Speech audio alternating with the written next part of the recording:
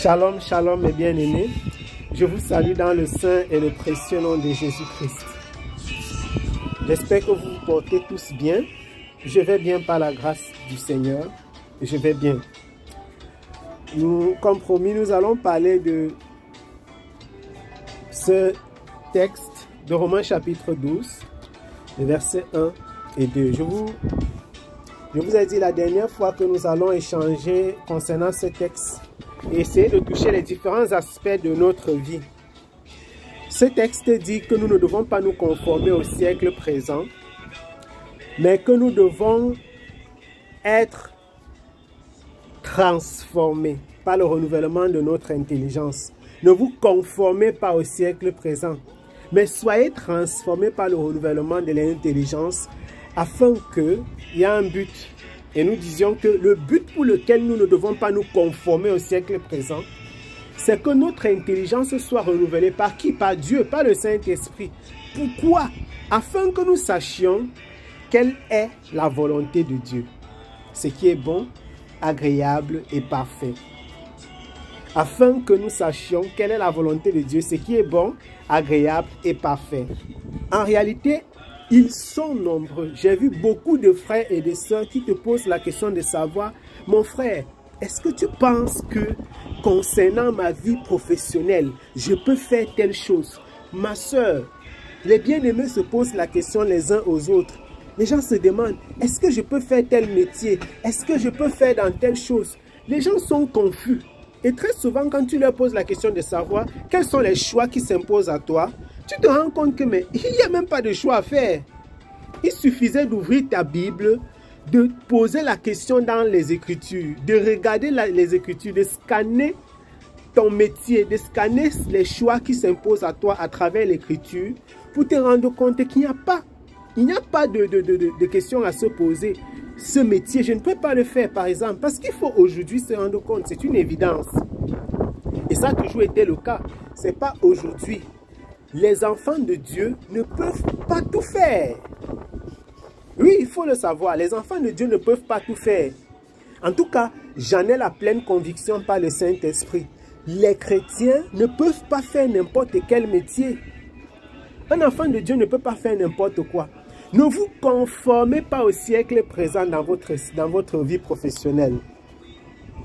Ne vous conformez pas au siècle présent dans votre vie professionnelle. Un enfant de Dieu, un chrétien, médecin, c'est un exemple. Et il y en a plusieurs. Un chrétien médecin ou pharmacien ou infirmier ou infirmière. Donc, quand je dis médecin ou pharmacien, ça peut être un homme ou une femme. Est-ce que c'est parce que tu es médecin et que la loi du pays dans lequel tu travailles permet de donner des produits pour avortement que tu le feras? Non. Je crois fermement que je peux exercer, je suis du corps de la santé et je crois fermement que je peux exercer mon métier sans déshonorer mon Dieu. Donc, je ne vais pas me conformer au siècle présent dans l'exercice de ma fonction. Que ce soit médecin, les pharmaciens, les infirmiers, etc. Tu n'es pas obligé de te conformer au siècle présent. Et il y a beaucoup de frères et de sœurs qui se posent des questions qui n'existent pas, qui n'ont pas droit d'être. Je crois aussi personnellement qu'il y a des métiers même que les enfants de Dieu ne peuvent pas et ne doivent pas exercer. Maintenant, il faut avouer que il y a des gens qui sont dans l'exagération, mais je crois que dans toute chose, il y a une mesure.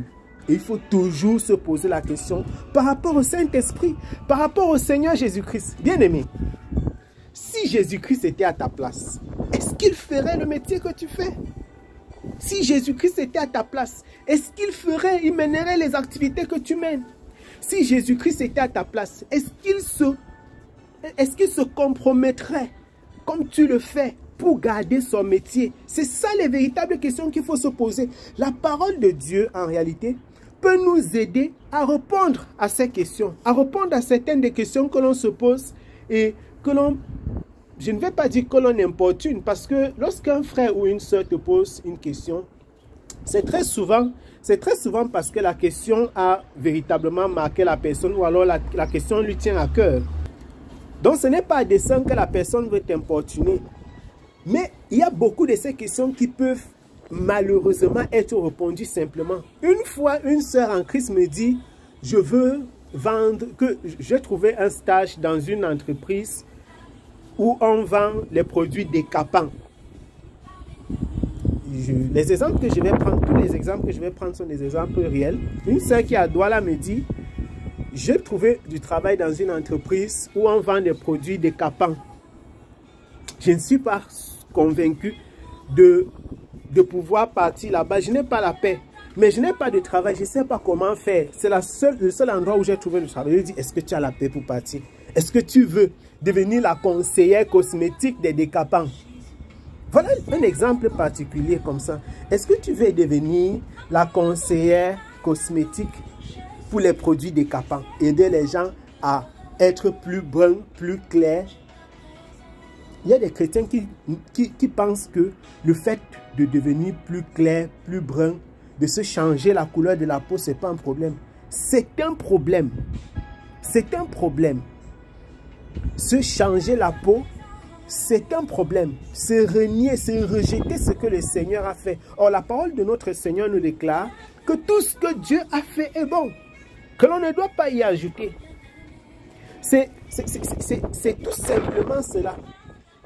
Je connais également une personne qui, elle n'est pas chrétienne, à qui j'ai conseillé d'abandonner le travail de... Elle est dans la cosmétique, qui pose les faux ongles, les faux cils, etc. Ce ne sont pas des métiers pour chrétiens. Ce ne sont pas des métiers pour chrétiens. Je connais également une sœur, une bien-aimée, qui est plutôt en Europe, qui est en Occident, qui est ici en Europe, en Italie, et qui, une fois, elle a voulu postuler pour un travail, les travaux qu'on fait généralement pendant les vacances, pendant l'été, puisqu'elle elle est étudiante. Et puis, on lui a imposé, par exemple, dans ce métier-là, on exigeait d'utiliser les pantalons. Et vous savez, les pantalons, quand tu sais dans les restaurants ou dans les hôtels, ce sont souvent des pantalons moulants qui montrent les formes, etc. Tu as des difficultés financières. Tu as des difficultés. Tu veux pouvoir te déplacer, tu veux avoir de l'argent, tu veux avoir à manger, tu veux pouvoir payer ta maison. Mais est-ce que c'est pour cette raison que tu vas exposer ton corps? Elle avait posé sa condition, elle leur a dit, je suis vraiment mal à l'aise de pouvoir faire ce type de travail avec un pantalon. Je ne mets pas le pantalon, ça ne me plaît pas.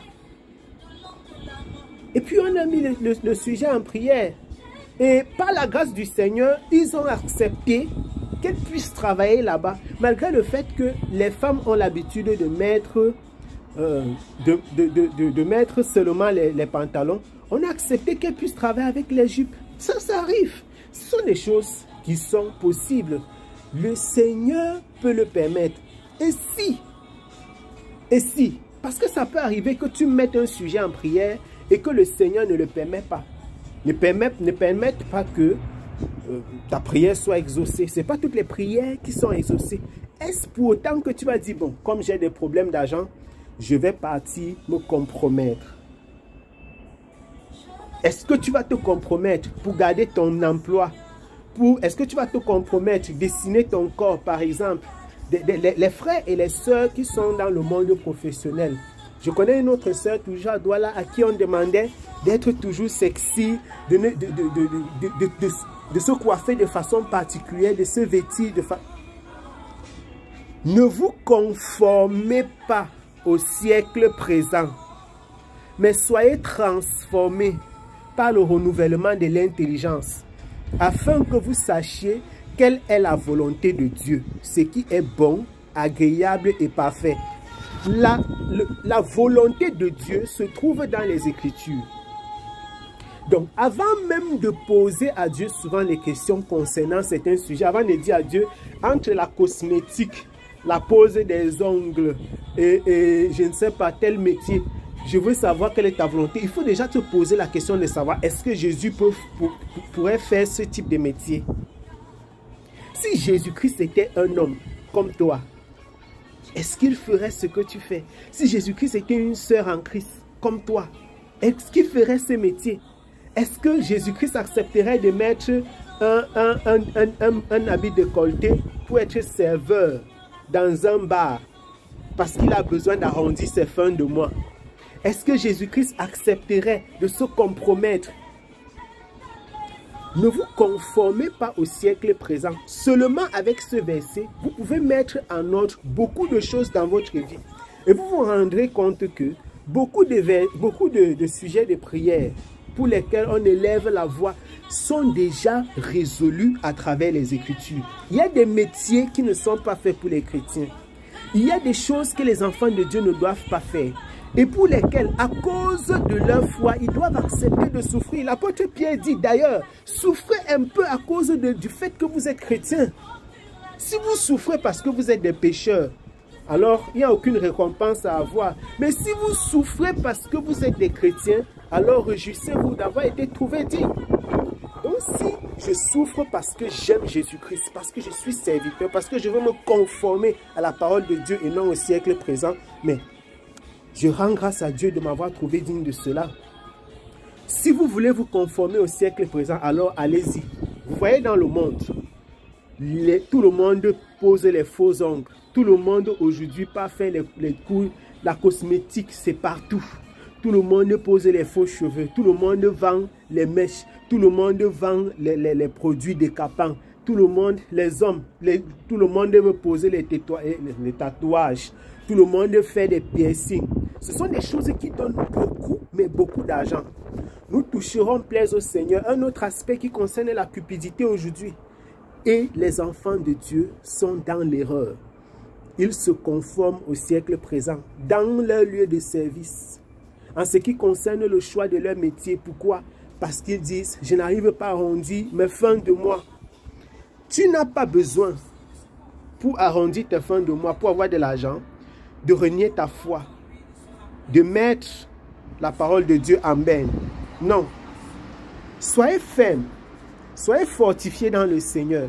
Ça peut être difficile, je sais ce que ça peut faire, de ne pas avoir un emploi, de ne pas avoir la possibilité de travailler comme tout le monde et d'avoir. Mais je peux vous rassurer, Jésus-Christ est fidèle. J'ai fait 2 années, après avoir fini mon PhD, avant de trouver un emploi dans ce pays. C'était difficile. Ce n'est pas parce qu'il n'y avait pas véritablement des emplois qui tournaient là.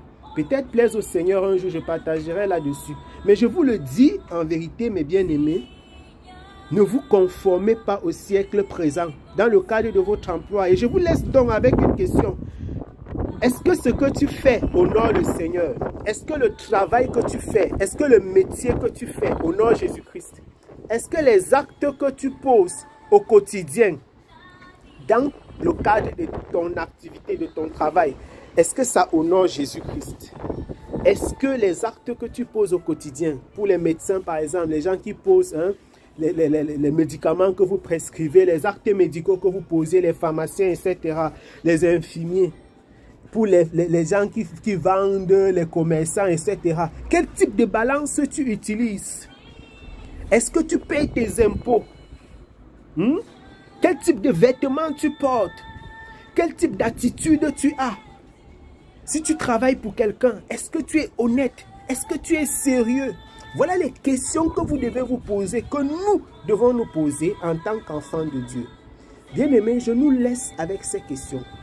Ne vous conformez pas au siècle présent, mais soyez transformés par le renouvellement de l'intelligence, afin que vous sachiez quelle est la volonté de Dieu, ce qui est bon, agréable et parfait.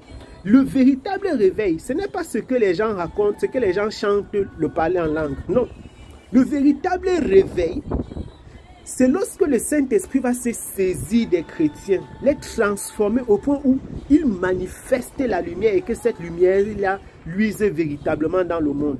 Qu'en voyant les gens se comporter, que l'on sache celui-ci, que l'on constate une véritable différence entre sa façon de faire et les autres. Et on dira, ceux-ci, ils sont différents. Ceux-ci sont des exemples à suivre.